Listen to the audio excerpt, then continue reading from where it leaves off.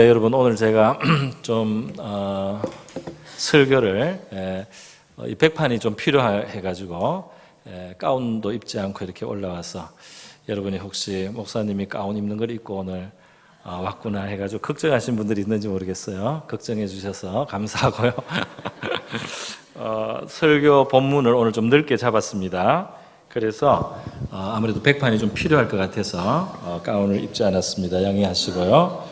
오늘 우리 본문은 마태복음 1장 1절에서 6절까지만 봉독을 했는데 실제로는 마태복음 1장에서 3장까지 다 설명을 하려고 합니다. 짧은 시간이니까 크게 골자를 가지고 제가 설명을 하게 되겠습니다. 왜 이렇게 하느냐 하면은 설교를 매주 하다 보면 본문을 이만큼 잡아서 하니까 항상 나무를 우리가 보게 돼요. 한 나무를 보게 되는데 숲이 있지 않습니까? 하나님의 진리, 성경의 숲이 있는데 우리가 나무만 이렇게 보다 보니까 신앙생활을 5년을 하고 뭐 그 이상을 하고 해를 많이 해도 이 성경 전체가 보여주는 진리의 규모를 잘 이렇게 꿰지 못하는 경우들도 있습니다. 그래서 그런 데서 오는 단점이 있어요. 그래서 때로는 조금 더 본문을 넓게 잡아서 이 본문의 흐름을 따라서 내용을 설명해 드리고 그래서 우리 진리의 규모를 좀 바로 알 수 있기를 바라는 마음에서 오늘 이런 형태로 설교를 하게 된 것을 이해해 주시기 바랍니다. 이단이나 다른 잘못된 가르침이 지금 성하고요. 요즘의 이단은 신비주의 이단보다도 가르치는 이단이 많아요. 그래서 우리 교회에서도 성경을 더 정확하게 가르치고 또 더 체계적으로 알아서 우리의 신앙이 진리에 바로 설 수 있어야 될 줄로 믿습니다.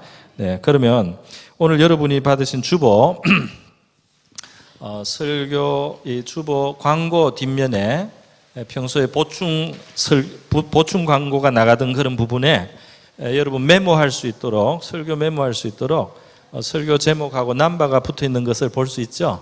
그래서 어떤 분들은 이것을 사용하셔서 메모하셔도 됩니다.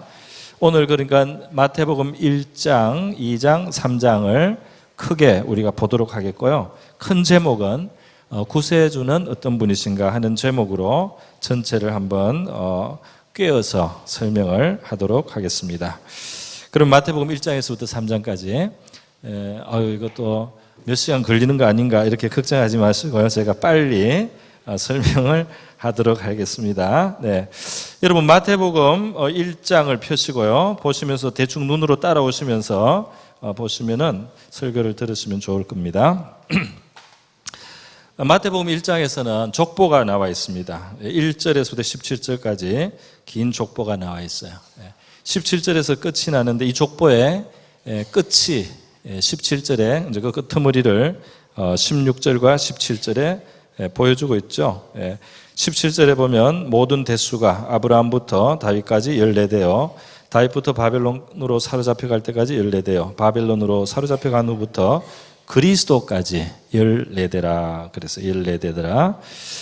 그래서 지금 마태복음 1장을 보면은 먼저 족보가 나와 있죠. 네. 족보가 나와 있는데요. 이 족보를 왜 신약 성경에 처음 시작하면서 왜 족보를 쓰느냐? 왜 이렇게 긴 족보를 해서 성경 읽는 사람들을 지루하게 만드냐? 이렇게 생각하는 경우가 있어요. 근데 왜 이렇게 족보를 가지고 시작을 하느냐 하면 바로 구세주가 어떤 분이시냐?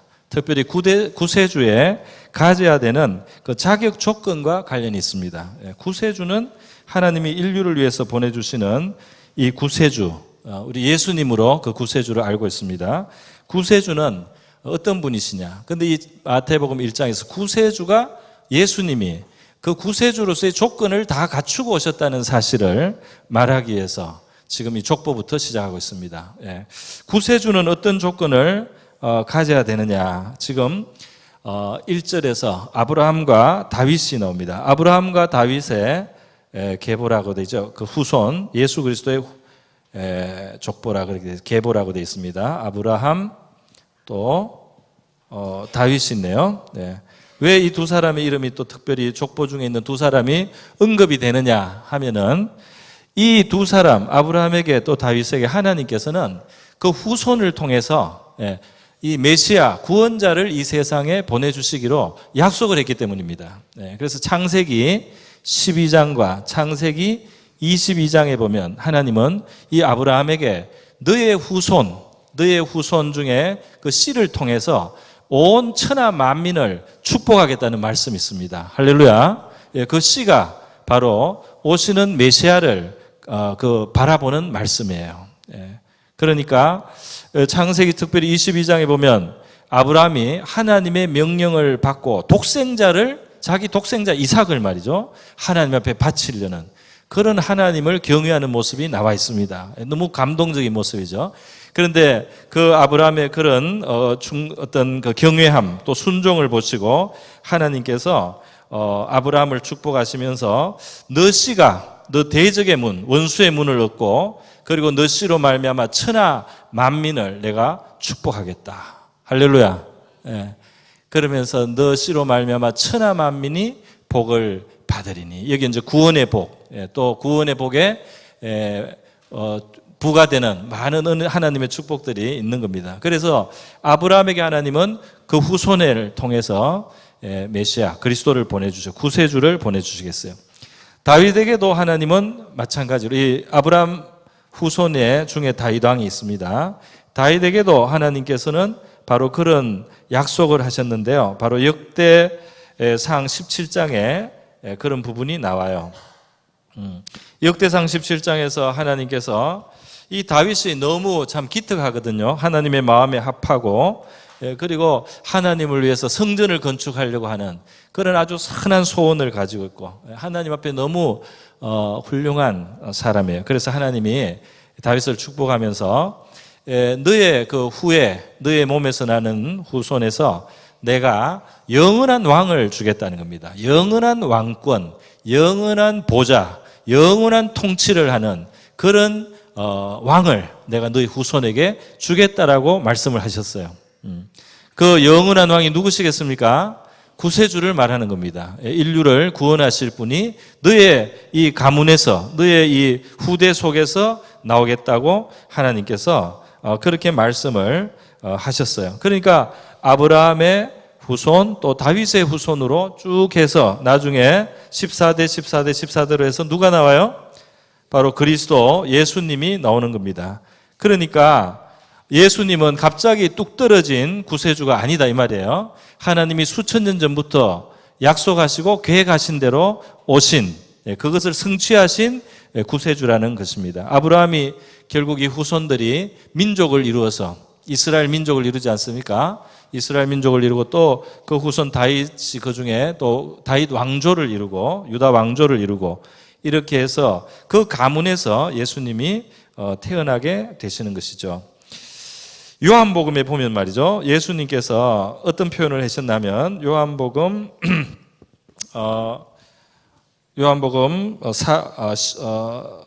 10장에 보면은 뭐라고 했느냐면 양의 문으로 들어오는 그 사람이 진짜 목자고 이 다른 들어오는 것은 강도와 절도다 그랬습니다. 그러니까 정문으로 들어오는 것이 그 정상적인 권위를 가진 사람이죠. 정상적인 권리를 가진 자격을 가진 사람은 정문으로 들어오고 정문이 아닌 담을 넘어서 들어오거나 굴을 파서 들어오는 이런 존재들은 그건 가짜라는 겁니다. 양을 훔치는 도둑이라는 거죠.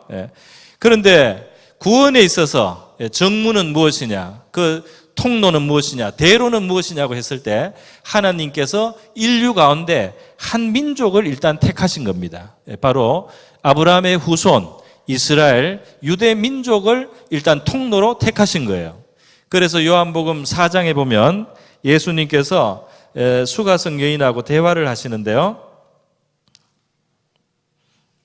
이 수가성 여인은 사마리아 지역의 사람이고 유대인이 아닙니다. 혼혈족이에요. 그래서 이 사람들은 구원이 도대체 어디 있는지, 자기 조상들은 사실 유대교가 아니고 유대교와 이방을 짬뽕을 해가지고 유대교 비슷한 좀 사이비를 만들었습니다.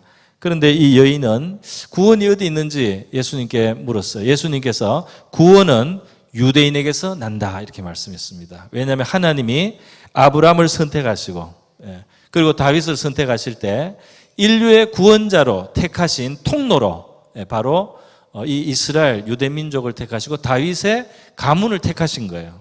그렇기 때문에 구원은 그리로 들어온단 말이죠. 그 사마리아 미안하지만 너희들은 사람이 좀 이렇게 버무려서 만들어낸 거고 이 이스라엘 예루살렘 성전을 건축하기엔 바로 그 민족의 그 하나님이 참 하나님으로서 이스라엘 민족을 통해서 온 인류에게 구원의 복을 주시려고 한 참 하나님이고 참 구원자는 그 통로로 오신다고 말씀을 한 겁니다. 그래서 마태복음 1장에 이렇게 족보가 나오는 이야기는 결국 크게, 저는 좀 크게 이야기를 하는 거예요. 뭐냐면 그리스도는 정문으로 들어오셨다는 겁니다. 할렐루야. 그리스도는 구약 수천 년의 역사 속에 하나님께서 약속하신 대로 정문으로 들어왔어요. 아브라함과 다윗에게만 약속하신 것이 아니고 사실은 또 많은 선지자들의 예언 속에도 바로 이 다윗 가문, 이새의 아들, 이새는 다윗의 아버지거든요. 그러니까 결국 다윗의 집을 말합니다. 이 다윗의 집으로 하나님이 구세주를 보내주시겠다. 그 약속이 계속해서 구약 성경의 선지자들을 통해서 나오고 있는 거예요. 그러니까 예수님이 이렇게 이 가문에서 나신 것이 바로 예수님이 구세주의 조건을 갖춘 정문을 통과하셨다는 겁니다. 그래서 이것은 예수님이 문으로 들어오셨다는 것을 이거 쓰기가 어려워요. 옆으로. 문으로 들어오셨다는 것을 말하는 겁니다. 그러면 또 1장에서 구세주의 조건으로 뭘 말하고 있느냐? 지금 마리아라고 하는 여자 처녀가 요셉이라고 하는 남자 둘 다 유다 지파입니다. 이 다윗의 후손이에요. 이 집안이에요. 이 정혼을 약혼을 하고 아직 결혼을 해서 정식으로 동침을 하지 않았는데 잉태가 됩니다. 성령으로 잉태가 되고 뱃속에서 애가 크는 거죠. 그래서 결국 이 마리아를 통해서 그리스도가 나셔요. 그래서 사람이 되시는 거죠. 우리는 구세주는 당연히 누구겠지, 사람이겠지 이렇게 하지만 사실은 생각해 보면 이 조건이 원래는 우리가 조건은 더 넓게 생각할 수 있는 겁니다. 인류를 구원하는 구세주는 혹시 천사일 수도 있는 거고요.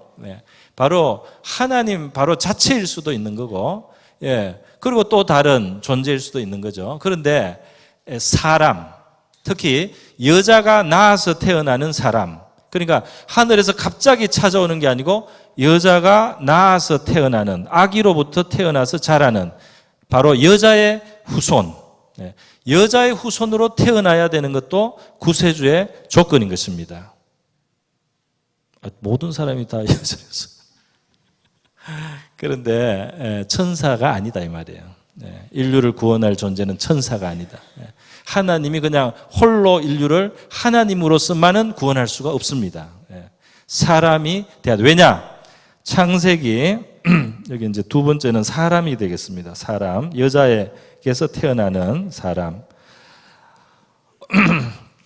인류가 타락하고 나서 하나님께서는 창세기 3장 15절 제일 처음에 복음을 말씀해 주셨어요. 원시 복음이라고도 하는데요.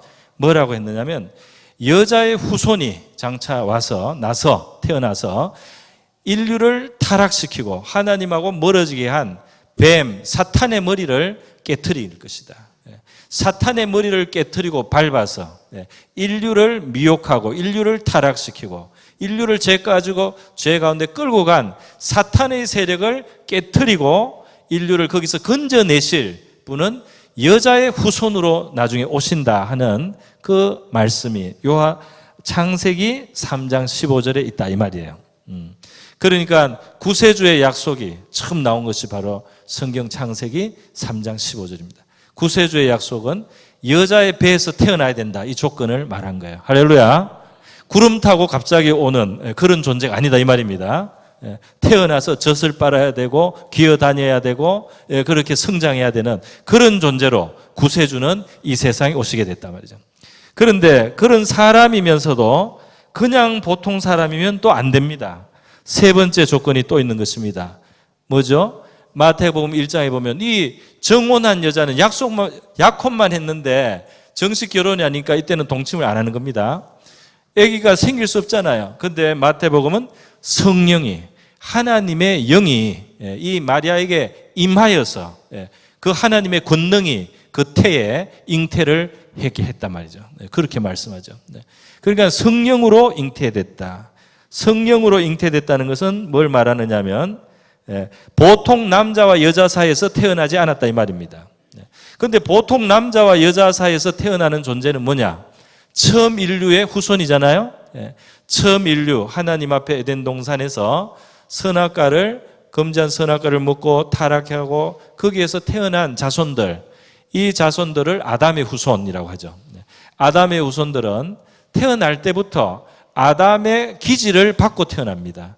타락한 이후에 막 태어났어요.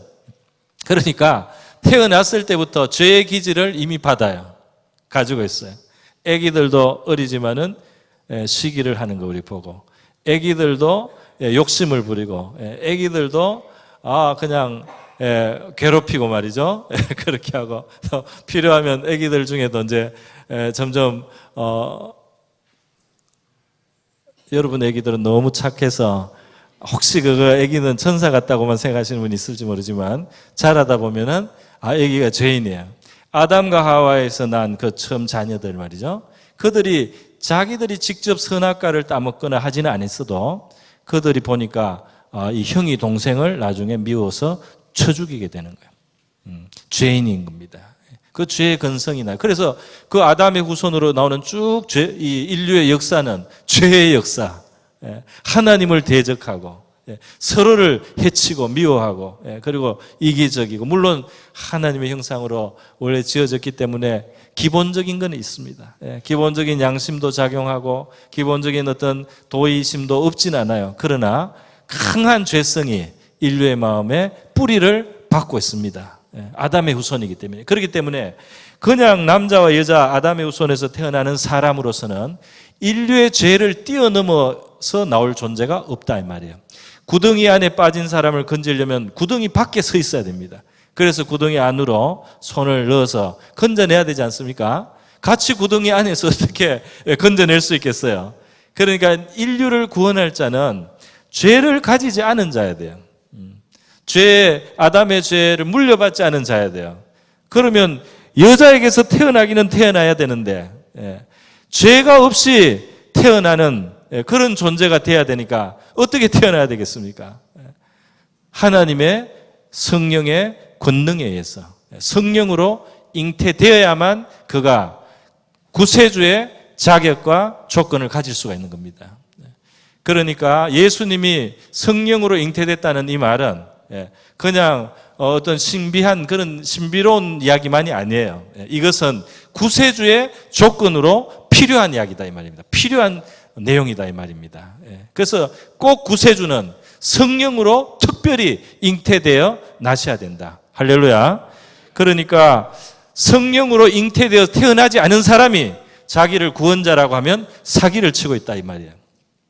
성령으로 잉태되어 태어나지 않은 존재가 내가 어떤 하나님의 사명을 받아서 이제 인류를 구원한다든지, 내가 예수님을 대신한다든지, 내가 무슨 특별한 존재, 무슨 인류를 구원하는데 아주 특별한 존재라고 주장을 하면 이것이 바로 강도요 또 절도가 되는 겁니다. 이 하나님, 이 구원자의 조건을 갖추지 않은 채로 주장하는 자가 되는 거죠. 자, 여러분 이렇게 해서 1장을 설명을 했습니다. 1장은 구세주의 자격, 조건을 말씀하고 있다. 그러면 마태복음 2장은 뭘 말하고 있습니까? 마태복음 2장은 거기 보면 동방박사가 찾아와요. 이스라엘 유대 밖의 민족의 사람들이 하나님의 인도를 받고 어떤 별을 보고 찾아오는데 별만 본 것이 아니고요. 이들은 뒤에 보면 꿈으로 하나님 앞에 지시를 받습니다. 그러니까 하나님이 특별히 그들에게 꿈이나 다른 방법, 여러 가지 방법으로 이 구세주가 오셨으니까 경배하러 가라고 지시를 한 거예요. 그래서 동방박사들의 이야기가 나오죠. 동방박사들이 나타나고, 이방인입니다. 유대인이 아닙니다. 동방박사들이 나타나고, 이 동방박사와 또 대조되는 한 사람이 나타나는데 누구냐 하면 헤롯 왕입니다. 이 당시 이 이스라엘 다스리고 있었던 임금이에요. 혼혈 에돔족 속의 사람인데 이스라엘 왕으로 로마의 밑에서 로마를 섬기면서 로마가 세워준 왕으로 이 이스라엘을 다스리고 있는 겁니다. 헤롯 왕. 자, 그러면 이 두 가지 동방박사 사건과 이 헤롯의 그 사건은 여러분이 아시는 분도 있고 혹시 모르는 분도 있어요. 이 동방박사들이 하늘의 별을 보고 이 유대 땅에 아주 특별하신 왕이 왔다고 우리가 이렇게 지시를 받아서 왔습니다. 그거 어디 계십니까? 했을 때 결국 헤롯 임금이 듣고요, 깜짝 놀랍니다. 자기가 왕인데 그리스도, 이스라엘의 영원한 왕권을 가지신 분이 온다고 하니까 놀랐어요. 헤롯은 그리스도를 영접할 생각이 없습니다. 자기가 지금 다스리고 지배하는 이 세상이 계속되기를 원하는 거예요. 자기가 계속 왕권을 가지고 지배하기를 원하는. 그러니까 말로는 동방박사들에게 너희가 가서 찾으면 나한테 알려달라. 내가 가서 나도 경배를 하겠노라. 그렇게 말은 해놓고 이제 그 서기관들, 성경을 아는 사람들에게 물었습니다. 그리스도가 어디서 태어났느냐? 그랬더니 유다 땅 다윗의 동네 베들레헴이라는 곳입니다. 그 동방박사는 베들레헴 쪽으로 찾으러 가는 거예요. 그리고 헤롯은 이제 기다립니다. 동방박사가 오면 어떻게 하려고. 헤롯은 결국 어떻게 합니까? 동방박사들은 예수님을 만나서 그 먼 길을 찾아와서 황금과 또 유향과 모략이라는 참 왕에게 바치는 그런 급의 예물을 드리고 경배를 합니다. 그래서 아주 기뻐해요. 그런데 하나님이 그들의 꿈에 헤롯 왕한테 돌아가서 보고하지 말라, 그냥 가라고 이렇게 지시를 해서 그들은 가버렸습니다. 그랬더니 헤롯이 기다리다가 안 오니까 나중에 알게 됐어요. 알게 되고 아주 화를 내면서 그리스도에 대해서 자기가 하고 싶은 일을 합니다. 그게 뭡니까? 그리스도를 죽이는 거예요. 그리스도를 죽이는데 군사들을 보내서 베들레헴 지역에 태어난 사내 아이들, 2살 이하의 애들을 다 학살하라는 명령을 내렸어요. 그래서 많은 아기들이 그때 학살당해서 여자들이 얼마나 큰 비극을 당했는지 모릅니다.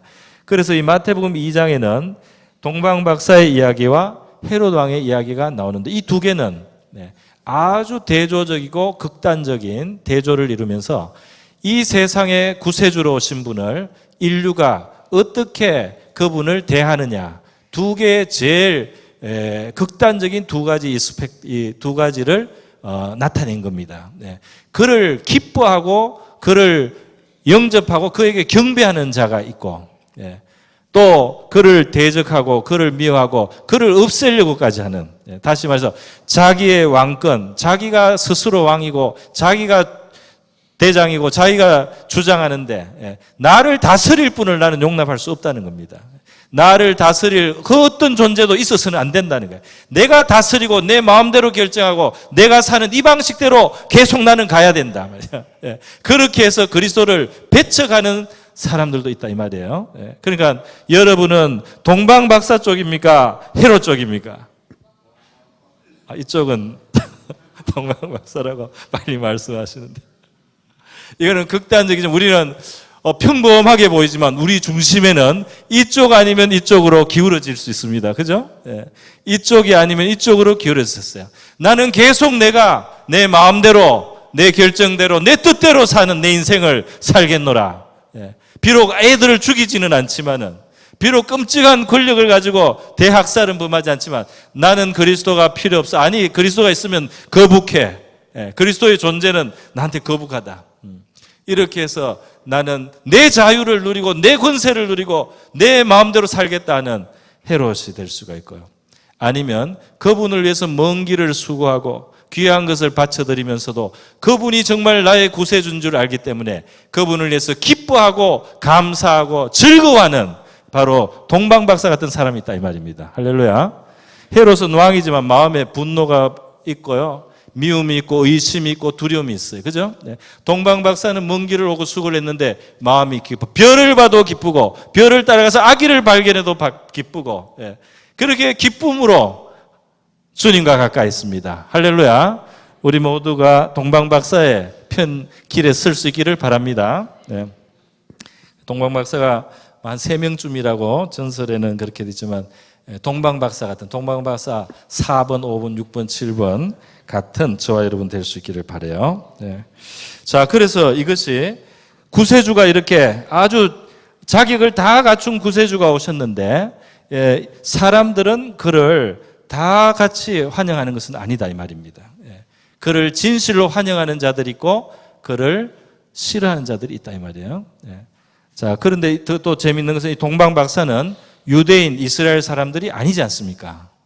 이 동방박사는 유대 밖에 이방인, 우리 뭐 한국 사람이나 중국 사람이나 아라비아 사람, 이 외국 사람이다 말이죠. 그러니까 하나님은 벌써 다윗 왕조를 통해서 태어나겠지만 이 구세주는 정말 천하 만민, 온 인류의 구원자라는 것을 나타내시는 겁니다. 그래서 유대 밖에 있는 사람을 불러다가 왕에게 경배를 하게 하는 거죠. 할렐루야.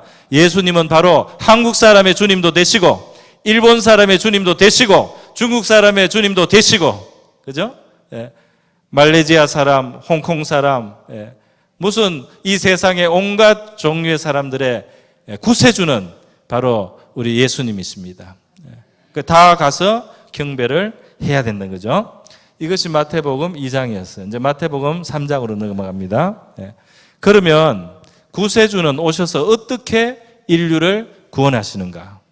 어떻게 구원하시고 어떤 일을 하시는가 하는 것이에요. 그래서 마태복음 3장에 나타나는 이야기가 제가 세 가지로 요약을 해봤습니다. 먼저 마태복음 3장에서 나타나는 예수님에 대한 설명을 해주고 우리에게 이해시켜주는 그 역할을 하는 사람은 세례 요한이라고 하는 하나님의 선지자예요. 세례 요한이라고 하는 사람이 하나님께 지시를 받고 나타나서 사람들에게 회개하라. 그러면서 요단강에서 세례를 베풀어 물로 세례를 주면서 회개의 정표를 삼고 죄를 깨닫게 하고 회개시켰습니다. 그러면서 오시는 구세주에 대해서 예고를 해줍니다. 나는 물로 세례를 주면서 너희들을 회개시키지만은 내 뒤에 오시는 진짜 분이 있단 말이죠. 그분의 권능은 나하고 비교할 수 없는 너무너무 존귀하신 분인데 그분이 오면 그분은 자기의 타작마당에 서서 알곡은 곡간으로 들이실 것이요 그리고 가라지는 영혼 타는 불에 던지실 것이다. 그랬어요. 다시 말해서 오시는 그분에 대해서 말하면서 먼저 세례 요한은 그분이 마지막에 심판주라는 것을 말하고 있습니다. 심판자, 심판주. 사람들을 천국과 또는 형벌받아야 될 지옥으로 나눌 때 말이죠. 이 심판하시는 그 심판장의 권세를 가지신 분이다. 그것을 말씀하고 있어요. 내 뒤에 오시는 분. 누굽니까? 네, 바로 예수님이죠. 그런데 또 한 가지 세례 요한이 그리스도에 대해서 말하는 게 있습니다. 그것은 뭐냐면 나는 물로 너희들에게 세례를 주는데 내 뒤에 오시는 분은 성령과 불로 너희에게 세례를 주시는 분이다. 할렐루야. 그분은 성령을 너희에게 보내주시는 분이다.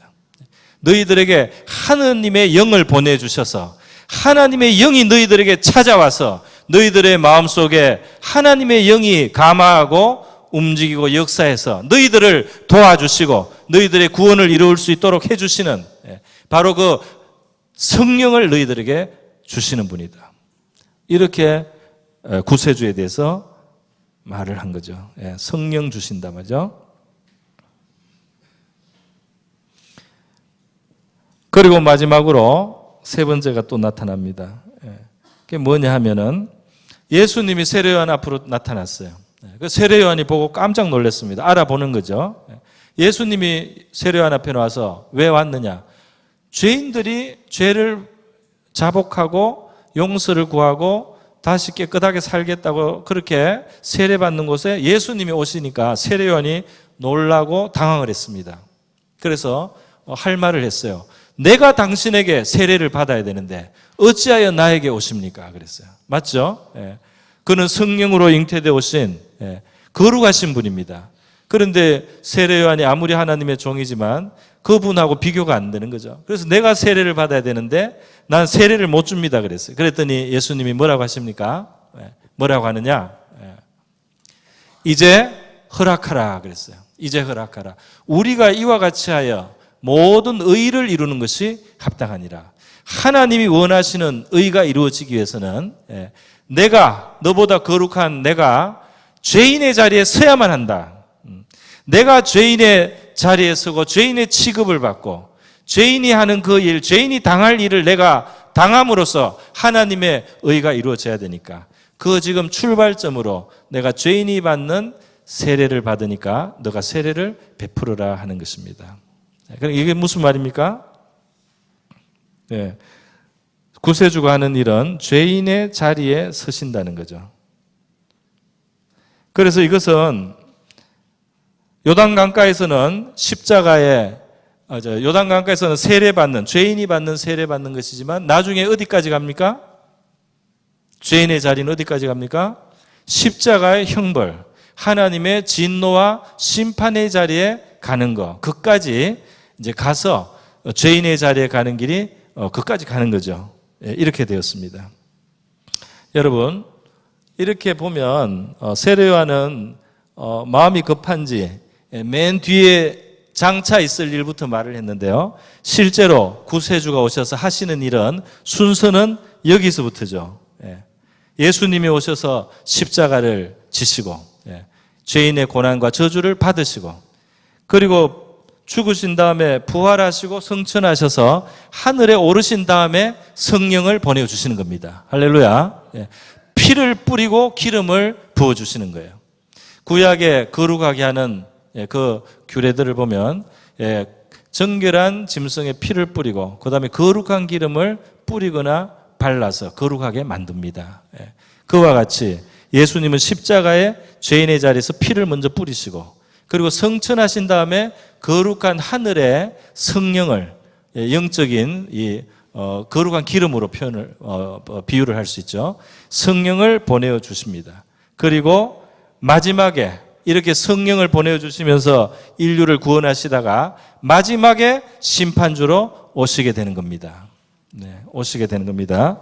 그래서 이 예수님이 죄인의 자리에 서셔서 의를 이루는 여기에 대해서 성경에서는 미리 많이 예고를 하나님이 하셨죠. 이사야서 53장 같은 데서요. 뭐라고 했습니까? 우리는 다 양 같아서 각기 제 길로 갔는데 하나님께서는 우리 무리의 죄악을 그에게 담당시키셨다. 우리의 죄악을 그에게 담당시키는 방법으로 우리의 구원을 이루어 가신다. 또 예수님을 멀리 봤던 세례 요한도 요한복음에서 2장에서 그렇게 말하죠. 보라, 세상 죄를 지고 가는 하나님의 어린 양이로다. 그래서 저가 세상의 죄를 너와 나의, 여러분과 나의, 나와 당신들의 죄를 지고 가시는 분은 바로 하나님의 희생 제물로 삼으시는 저 하나님의 아들 예수 그리스도가, 예수님이 우리의 어린 양입니다. 그래서 죄인의 자리에 서시는 겁니다. 그 다음에 성령을 주시는 겁니다. 이 성령을 주시는 것에 대해서도 성경은 여러 곳에서 이야기를 하고 있죠. 성령을 주시는 분이다. 사도행전 2장에 보면은 베드로가 말이죠. 베드로가 하나님 말씀을 성령의 감동으로 전하면서 너희가 회개하여 각각 예수 그리스도의 이름으로 세례를 받고 죄 사함을 받으라. 그리하면 성령을 선물로 받으리니 그랬어요. 할렐루야. 예수를 믿고 죄 사함 받아라. 그러면 성령 받는다. 그러니까 예수 믿는 사람은 관심을 성령에 둬야 됩니까? 안 둬야 됩니까? 둬야 돼. 왜냐하면 하나님이, 예수를 주신 하나님이 우리에게 주시기를 원하는 가장 큰 선물이 성령입니다. 그래서 성령을 구해야 되고 받아야 되고 또 충만히 받아야 될 줄로 믿습니다. 성령을 충만하게 달라고 그렇게 구해야 돼요. 누가복음 11장에 보면 예수님께서 주기도문도 가르쳐 주시고 기도할 때 강청하라고도 가르쳐 주시고 그리고 구하고 찾고 두드리라 말이에요. 그렇게 하시다가 누가복음 11장 마지막에 13절에 뭐라고 하셨느냐 하면은 너희가 악할지라도 좋은 것을 자식에게 줄 알거든 하물며 너희 하늘 아버지께서 구하는 자에게 성령을 주시지 않겠느냐. 할렐루야. 그러니까 여러분, 예수 믿는 여러분 예수 다 믿으십니까? 혹은 믿기를 원하십니까? 그 믿으시고요. 예수님이 하신 일을 감사하다고 하시고 성령을 구해야 됩니다. 그것이 이 복음 안에서 우리에게 하나님이 명령하시는 거예요. 성령의 충만을 구하란 말이에요. 성령을 주신단 말이죠. 네.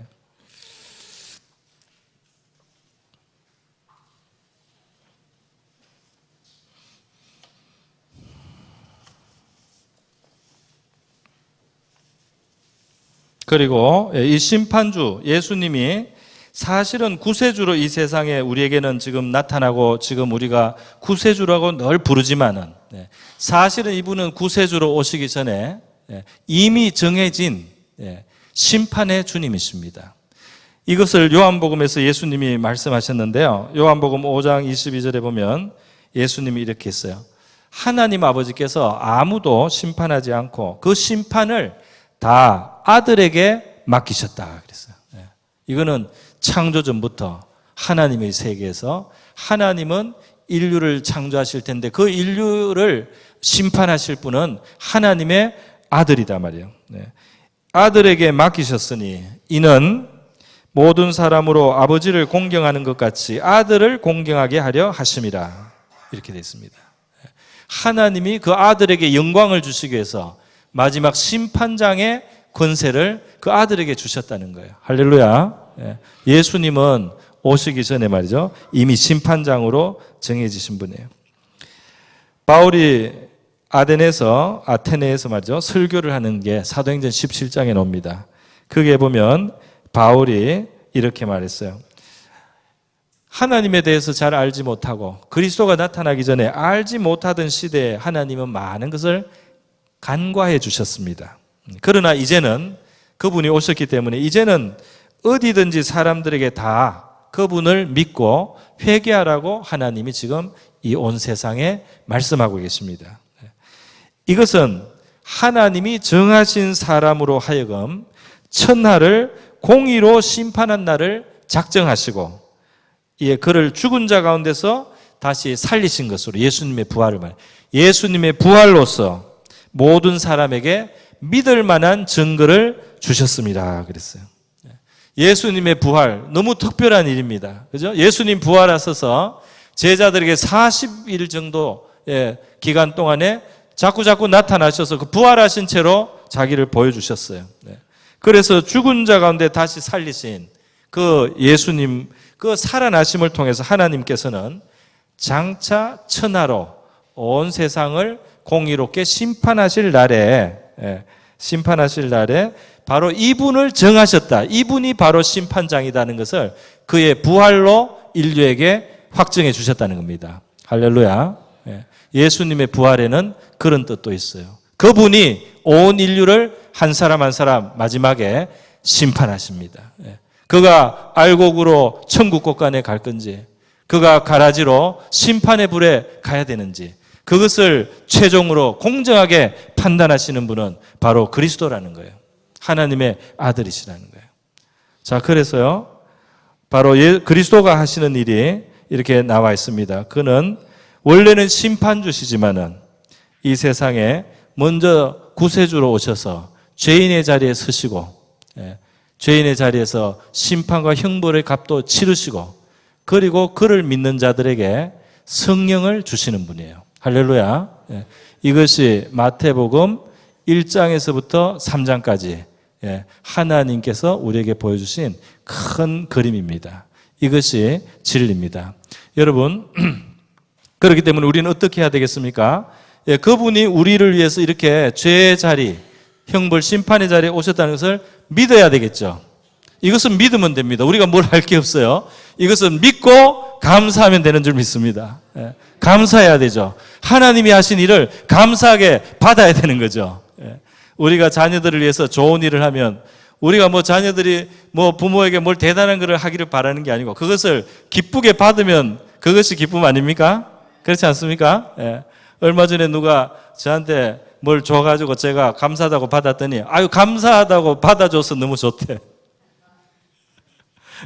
뭘 줬는데도 고맙다고도 안 하고 또 막 억지로 밀어내고 막 이러면은 그것도 좀 섭섭한데 이 호의로 준 것을 기쁘게 받으니까 그게 좋다는 거예요.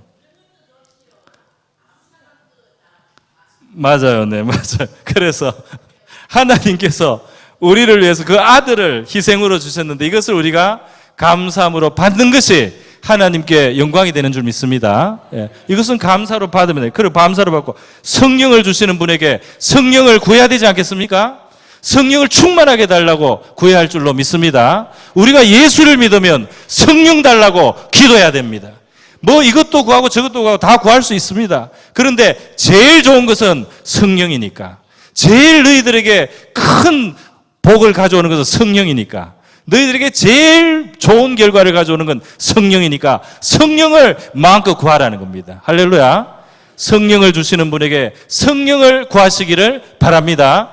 예수님이 성천에서 하늘 보좌에 계셔서 가만히 계신 것이 아니고 성령을 구하는 자가 있는가 살피시는 겁니다. 나에게 내가 주려고 하는 성령을 구하는 자가 있느냐? 나는 피를 쏟고 올라왔는데 내가 피를 쏟고 살을 찢고 와서 올라와서 주려고 하는 성령을 지금 준비해 놨는데 성령을 구하는 자가 있는가? 예수님이 살피고 있다 이 말입니다. 주실 수 있는 최고의 것을 주시려고 기다리고 있다 이 말입니다. 예. 여러분 성령을 구하시겠습니까? 성령의 충만을 구하시기를 바랍니다. 물론 죄를 회개하면서요. 예. 우리의 죄를 회개하고 우리가 죄가 있기 때문에 그분이 희생했으니 우리의 죄를 회개하고 죄를 청산하고 죄를 떠나면서 성령을 구할 때 성령을 주시는 줄 믿습니다. 성령은 저와 여러분의 마음에 기쁨을, 평강을 주시고 지혜를 주시고 담대함을 주시고 강건함을 주시고 하나님과 함께 할 수 있도록 도와주시는 우리 안에 오시는 하나님의 구원의 능력입니다. 할렐루야. 성령 우리 안에 오시는 주님의 영이에요. 그러면 우리가 이렇게 살아가면 마지막에 우리가 예수님을 만날 때 우리의 죄 때문에 그분 앞에 두려워하고 떨고 형벌받을 일이 없겠죠. 심판장으로 그때는 통곡하며 두려워할 수밖에 없습니다. 여러분 예수님을 마지막에 만나서 마지막 심판날에 예수님을 만나서 그때 죄를 해결하려고 하면 그때 죄를 청산하려고 하면 그때는 죄의 값을 지고 심판으로 가는 시간이 되는 겁니다. 지금이 그분이 구세주로 오셔서 죄 사함을 받게 하고 성령을 주시면서 우리를 도와주시는 바로 이 시간에 우리가 죄의 문제를 다루고 청산하고 하나님의 뜻대로 사는 주의 백성이 되고 그분을 왕으로 모시고 살아가는 이런 삶을 살면 우리가 마지막 날에 두려워할 것이 없는 줄로 믿습니다. 그분은 우리를 알곡으로 취하시고 영원한 곳간 천국으로 우리를 데려가실 겁니다. 이렇게 마태복음 1, 2, 3장의 내용이 크게 나와 있어요. 여러분 오늘 미혹하는 자들이 많아요. 가르치는 이단들이 많이 나타났습니다. 성령도 받지 않은 성령으로 잉태된 존재도 아니고 그리고 다윗의 가문에서 난 것도 아니요. 그리고 성령을 주시지도 않고 그리고 우리를 위해서 죄인이 받는 심판의 자리, 형벌의 자리, 하나님의 진노의 자리에 가지도 않은 사람들이 자기가 이제 이 땅을 구원하는 자라고 나타난 자들이 있으면 여러분이 그 자를 받아들일 수 있습니까? 없죠? 네, 그는 강도요, 절도인 것입니다. 구원자는 이하로 떨어지지 않습니다. 부활 성천하신 예수님 성령을 지금 주고 계신 그분 장차 심판하실 그분 이하의 존재가 인류를 구원하지는 않는다 이 말입니다. 그 이하에 어떤 존재가 나서 예수가 나한테 부탁했었다.